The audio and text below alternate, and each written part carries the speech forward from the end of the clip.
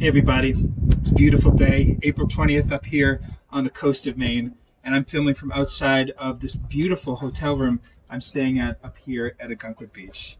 It's so good to get away, it's so good to get outside. Most of you who know me know I love the outdoors. Like many of you, I get spring fever when it gets so nice. And I'm thrilled to be out here today. My normal outdoor place is the mountains and the forests and the hills, but I love the ocean too. There's just something beautiful about the ocean.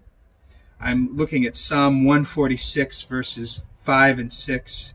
Blessed are those whose help is the God of Jacob, whose hope is in the Lord their God.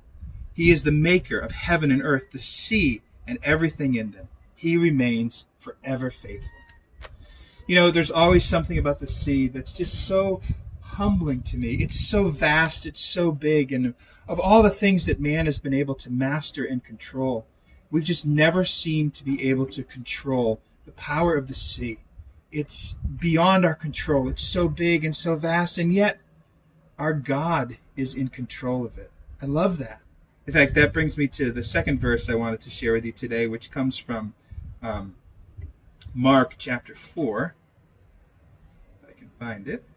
It reminds me of Mark chapter 4 when Jesus was out on the sea with his disciples, and the sea was rough and the sea was tossing and turning, and the disciples were afraid, and Jesus was calm and sleeping, and so they woke Jesus up. And when they woke him up, it says in Mark 4:39, he got up and he rebuked the wind and said to the waves, "Quiet, be still."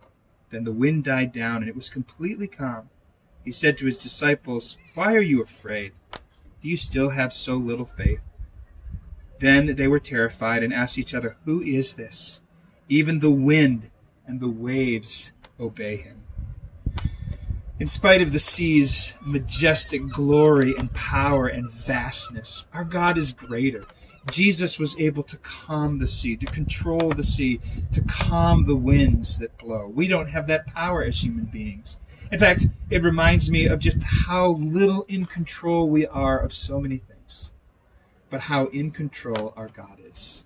The same Jesus who said to the wind, "Stop," and who said to the sea, "Calm down," is the same Jesus who controls our lives. Now I know it's easy for us to say, "Well, Jesus, I've got some storms, I've got some turbulence.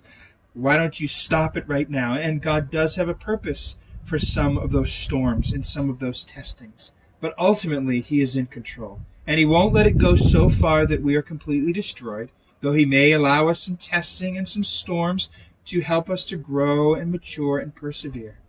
But we are never out of his hand. We are never out of his care. The vastness of all of creation is totally under his control.